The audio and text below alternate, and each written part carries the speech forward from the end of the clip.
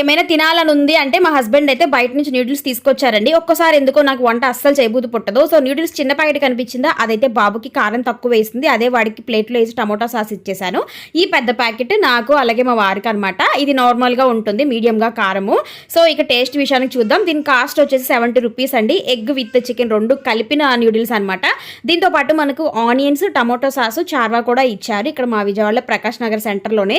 Taste అయితే చేద్దాం, ఎప్పుడెప్పుడు చేద్దామా అని ఆత్రంగా ఉన్నాను. టేస్ట్ అయితే నిజంగా చాలా బాగుందండి. ఎందుకంటే కొన్ని ప్లేసెస్లో సరిగా ఉడకదు, అలాగే కారం ఎక్కువ వేసేస్తారు, ఎక్కువ ఆయిల్ పోసేస్తారు, అలా ఉంటుంది కదా. బట్ పర్ఫెక్ట్గా ఉంది, నాకైతే బాగా నచ్చింది.